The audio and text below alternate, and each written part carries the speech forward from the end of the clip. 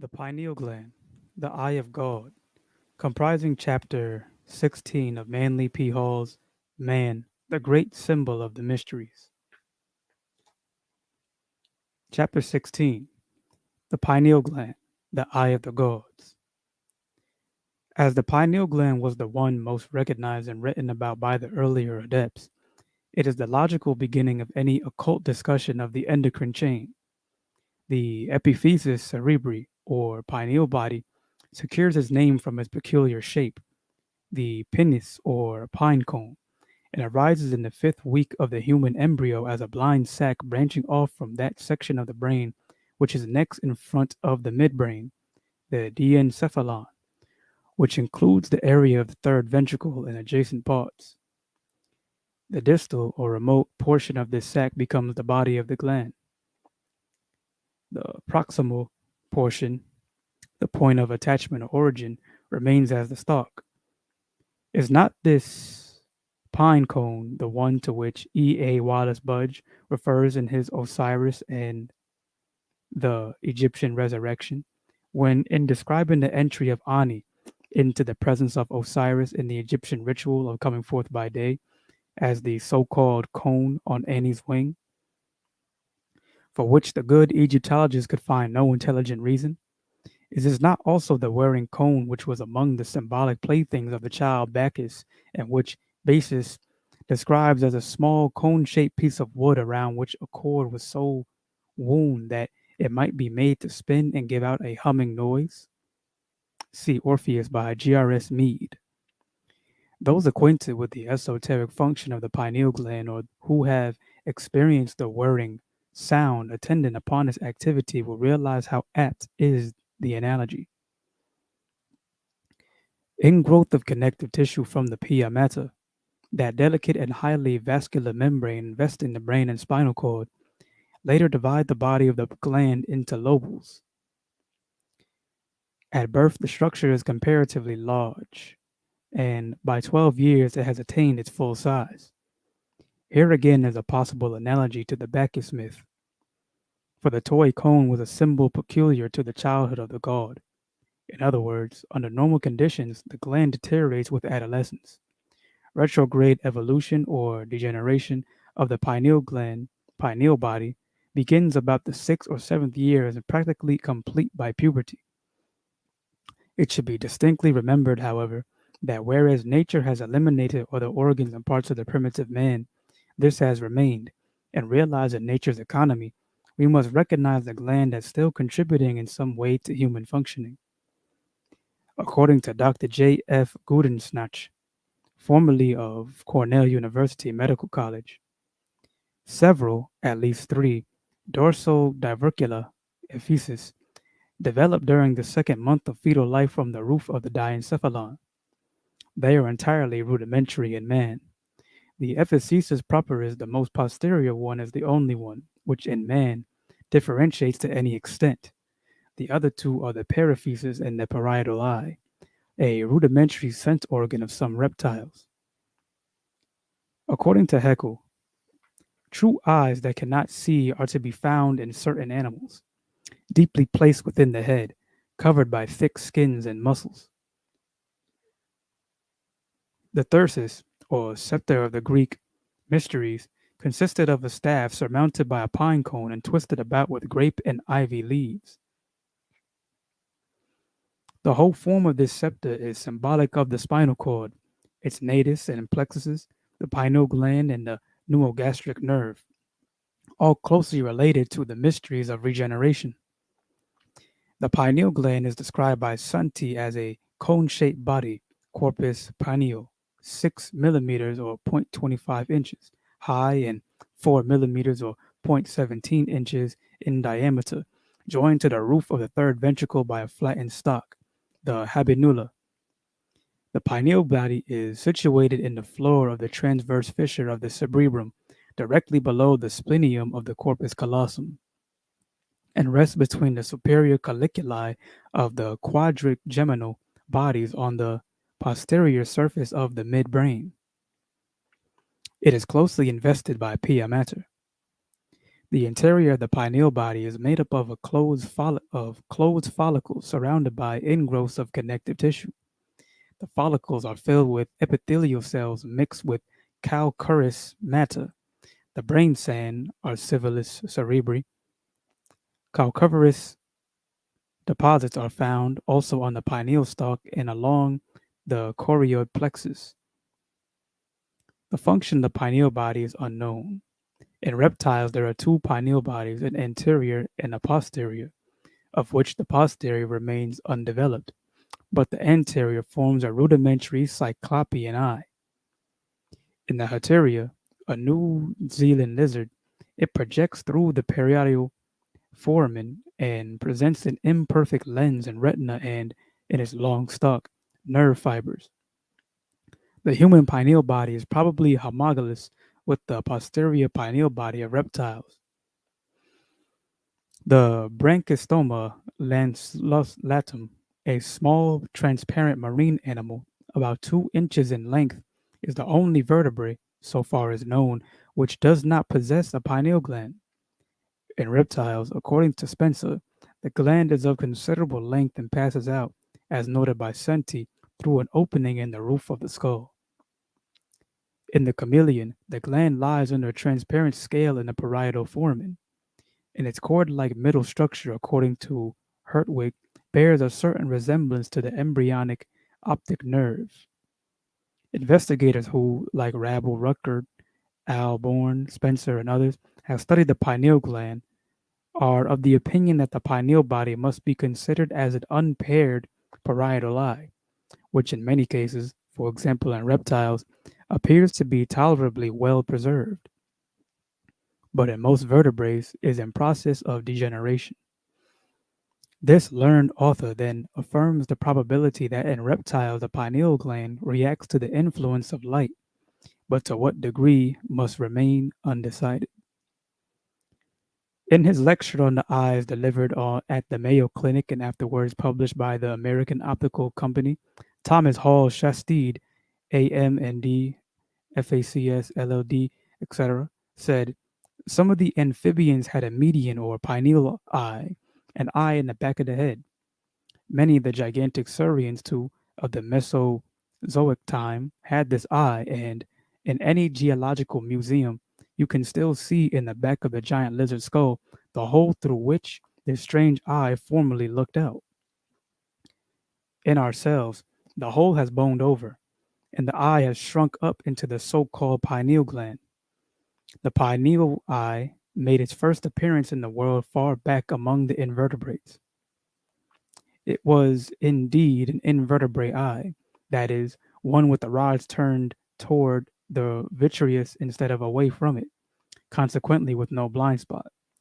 But it persisted, still in the invertebrate form of eye, through some of the fishes, through the amphibians generally, through the lizards, and then began degenerating, possibly because the vertebrates had other eyes and these were of the vertebrate.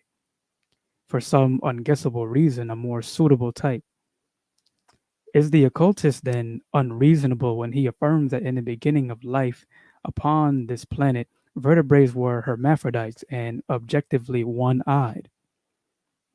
Is it not also more reasonable to agree with occultism that this gland actually extended through the skull somewhat like an antenna as an organism of generalized sense perception than to accept the suggestions of Professor Lancaster that man was originally transparent so that the inner eye could see through the walls of the head? Did the Egyptians know that reptiles represent the highest development of this gland, and for this reason coiled the serpent upon their foreheads, where the third eye of the Orientals is placed by symbolic license? Was not the uraeus the symbol of wisdom, and is not the pineal gland the organ of a method of acquiring knowledge which is no longer employed in general, but as a secret preserved by the elect? As an emblem of divinity, the pineal gland would naturally be associated with royalty, for the kings were the shadows of the gods upon earth. The crown of Lower Egypt and also the Shint, or crown of the double empire, consolidated Egypt, were surmounted by a curious antenna, feeler, or very thin curved horn, which is most reminiscent of the descriptions of the structure of the third eye that have descended from the first ages. The mayat, or ostrich plume of the law, another Egyptian symbol of truth, is quite similar to the pineal gland in shape and was worn like the feather of the American Indians, as though rising from the parietal foramen. By many tribes, birds are regarded as emissaries between the Manitos and mankind, and bird feathers worn in this fashion could easily have a double significance. The peacock feather, with its ocellated spot, is attached to the head of the Chinese mandarin in a position somewhat similar to the pineal gland in the human head, lying backward. And as a symbol of dignity or an enlightened condition accompanying greatness may have a similar origin. In occultism, the pineal gland is regarded as a link between the objective and subjective states of consciousness, or in exoteric terminology, the visible and invisible worlds of nature. In the religions of the Latins, it was therefore referred to as Janus, the two-faced god and keeper of the gates of sanctuary. This divinity was the antitype of Saint Peter, who succeeded him as the warder of the heavenly portals and who carries the two keys of his office, one to the golden mystery of the spirit and the other to the silver mystery of the body. Two-faced gods are frequently spoken of in ancient records. Herme, like the Bifrons Janus, may still be seen in old Roman villas, with the occasional intriguing exception that one of the faces will be male and the other female. The Herm Aphroditus again. The female face represents the animal soul and the male the divine soul, and the whole figure is indicative of the occult structure and function of the pineal gland. Gould, in his mythical monsters, gives several examples drawn from the earliest writings of the Chinese. Hindu mythology also abounds in polycephalous divinities, and from the far-off Tibetans, we learn that one of the titles of Avalokiteshvara is Samanta Mukha, meaning he whose face looks every way. There is an alchemical mystery also in connection with the pineal gland, for the regeneration of man is dependent upon the tinkering of this gland, which must be transmuted from base metal into gold. Unawakened by Kundalini, the pineal gland is the vehicle of Kamamanas, the animal mind, Aphrodite, but when tinkered by the spiritual light, it becomes Buddhimanas, the divine mind, or Hermes. This Buddhimanas is the Thoth of the later Egyptian mysteries, the god of learning and letters, and, according to the extravagant statements of his priests, the source of 26,000 books. The philosophers know that the pineal gland was an organ of conscious vision long before the physical eyes issued from the brain. Not necessarily or exclusively of such vision as we have today, but rather vision of that world wherein man dwelt before his lapse into his present state. As his contact with the physical world grew more complete, the individual lost his functions upon the inner planes of life, together with his conscious connection with the creative hierarchies in the universe about him. Only through discipline, effort directed by wisdom and law, can he rise again into the sphere of his spiritual completeness.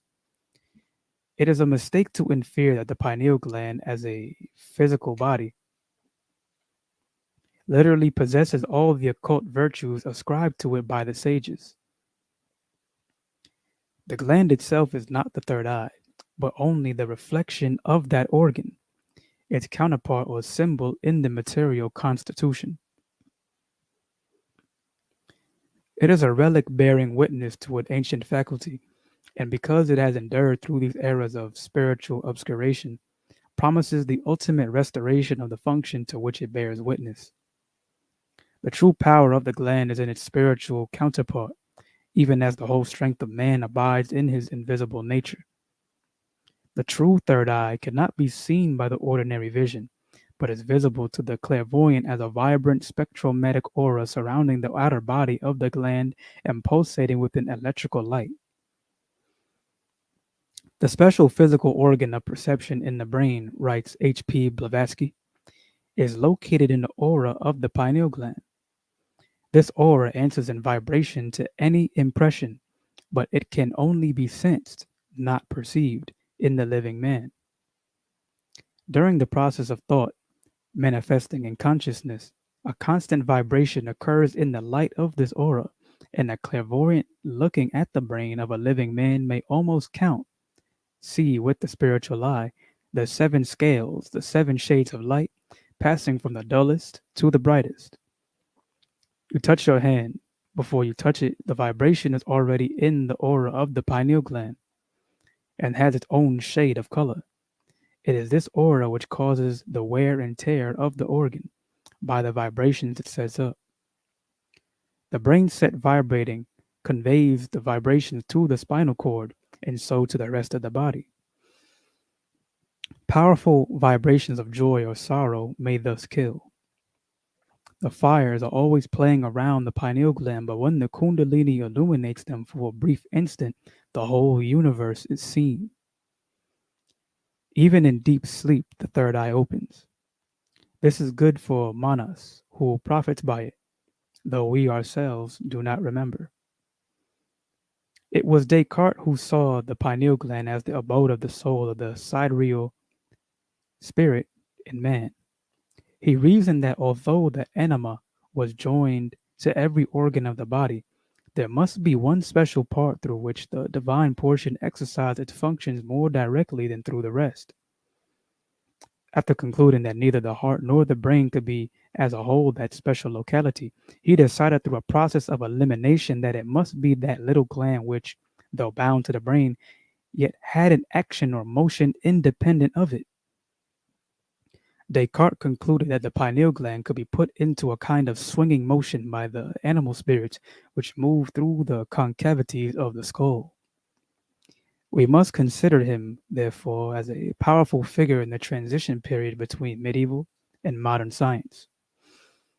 We cannot do better than to insert at this point, in Descartes' own words, the arguments by which he convinced himself that the pineal gland was the seat of the soul.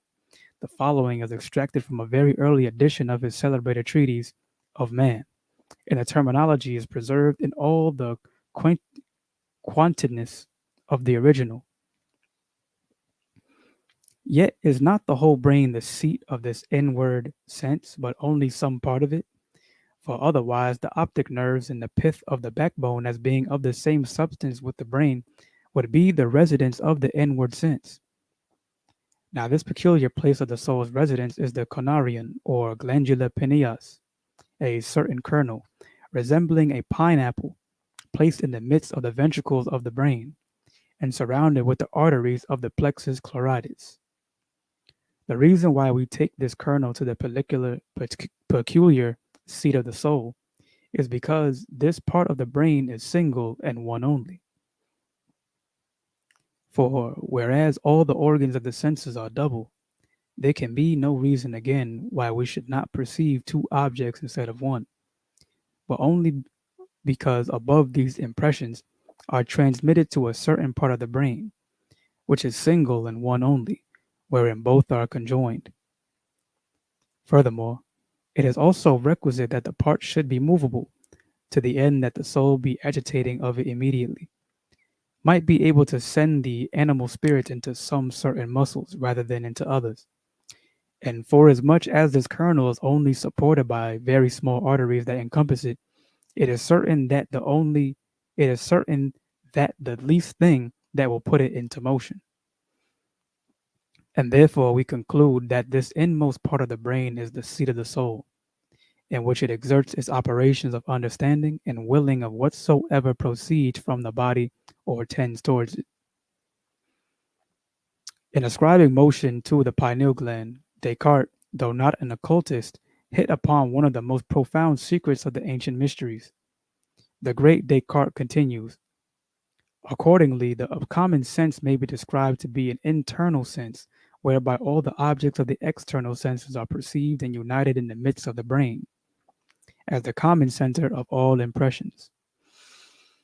or the common sense is nothing else but the concurrence of all motions made by the objects upon the nerves in the canarion happening at the same time that the objects move the senses. Neither does the smallness of the kernel hinder its being an instrument of the common sense, but on the contrary, those persons are the most stupid in whom this kernel, because of its bigness, is not so easily moved, and those the most witty and apprehensive in whom this kernel is less, because it is so much the more easily moved. And though it were much less than it is, yet would it be big enough with respect to the several points of the ventricles and to the pipes of the nerves. For centuries Descartes was ridiculed by the learned, and his mystical conclusions were of that type relegated by the great Tyndall to the field of poesy.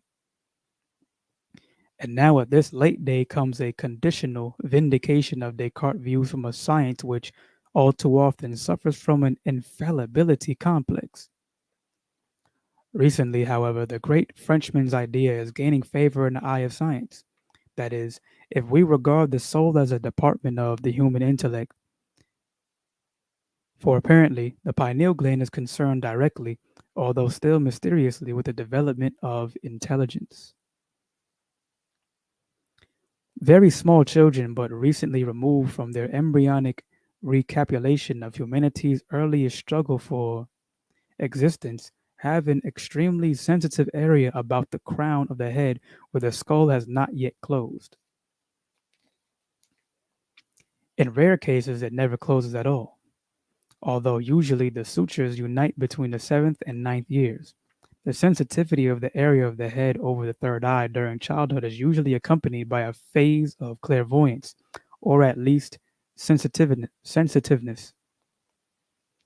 The child is still living largely in the invisible worlds, and while its physical organism is still more or less unresponsive due to its incomplete state, the child has at least a shadow of activity in those worlds with which it was once fully connected through the open gateway of the pineal gland.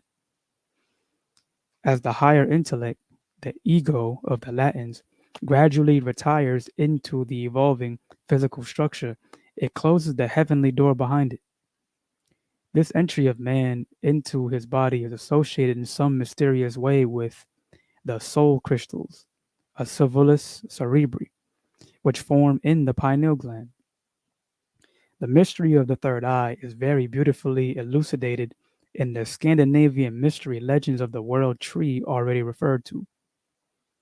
In the Edic tradition, it is written that upon the topmost branch of Yggdrasil sat an eagle gazing out upon the universe, and upon the head of the eagle, between his eyes, perched a hawk. The eagle has generally been interpreted to signify the element of air and the hawk the ether of space. But when we remember, to the Egyptians the hawk was the peculiar symbol of Horus, whose single eye unquestionably represented the pineal gland to the initiates of his order, the curious figure takes on new importance. A learned Kabbalist of the last century declared that from his study of the Zohar and the relation of the tree of the Sephirah to the human body, the first Sephirah, Kether, the crown, signified the pineal gland, and that the next two Sephirah, Chakma and Bina, one placed on either side of it, were the two lobes of the cerebrum. Several statements appear in the Hebrew scriptures that may be taken as indirect allusions to the pineal gland. This little body has a tiny finger-like protuberance at one end, that farthest from the point of attachment. This protuberance is called the staff of God and corresponds to the holy spear in the Grail mysteries. The whole gland is shaped like the evaporating vessels or retorts of the alchemist. The vibrating finger on the end of this gland is the rod of Jesse and the scepter of the high priest. Certain exercises prescribed in the inner schools of Eastern and Western occultism, when performed by one qualified for such action, cause this finger to vibrate at an incalculable rate of speed, which results in the buzzing or droning sound in the head already mentioned. This phenomenon can be very distressing and may even have disastrous results when brought about without sufficient knowledge of occult matters. The pineal gland and the pituitary body have been called the head and the tail, respectively, of the dragon of wisdom. The psychical and occult currents moving in the brain in their ascent through the spinal cord, see chapter on Kundalini and the sympathetic nervous system, must pass through the cerebral aqueduct, which is closed by the trap door of the pineal gland. When this body, the ibis of the Egyptians, lies backwards, as it were on its hunches, it closes the opening into the fourth ventricle and forms a sort of stopper. It thus seals in the contents of the third ventricle, dividing them from the fourth. When stimulated by Kundalini, the gland stands upright, lifting itself like the head of a cobra ready to strike, and, like the head of this snake, the gland increases in size and its little finger-like protuberance moves with the rapidity of a serpent's tongue. The pineal gland, having removed itself as an obstruction to the passage between the ventricles, permits the essences in the brain to mingle in a spiritual alchemy. The all-seeing eye of the Masonic brethren, the eye single of the scriptures by which the body is filled with light, the one eye of Odin which enabled him to know all the mysteries, the eye of Horus which at one time Typhon swallows up, the eye of the Lord which, as Bomi says, beholds all these then are but allusions to that primitive organ which, according to the commentaries forming the basis of the secret doctrine, getting gradually petrified, disappeared from view, having been drawn too deeply into the head and buried deeply under the hair. It is of this, then, that Proclus writes in his first book on the theology of Plato, where he declares that the soul, having entered into the adytum, or inner recesses of her nature, perceives the genius of the gods and the unities of things, without the aid of her objective eyes, which are described as closed. Is there anything unscientific, then, in affirming that the pineal gland is the third eye of the historical, mythological men of ancient times, such as are recorded by Berosus in his fragments on the origins of the Chaldeans, and of which the Greeks have recorded in their fables of the Cyclops? The mystic knows that the pineal gland is all that remains of the eye of Dagma, the inner eye of the illumined sage, the eye of Shiva, placed vertically upon the foreheads of the gods and danyas to signify that in them the spiritual sight is not obscured. When gazing at the inscrutable face of the Avalokitesvara, be reminded by his third eye of the commentaries wherein it is written that when the inner man is active, the eye swells and expands, and the arhat is able to feel and see this activity and regulate his actions accordingly. End of The Pineal Gland, The Eye of God by Manly P. Hall.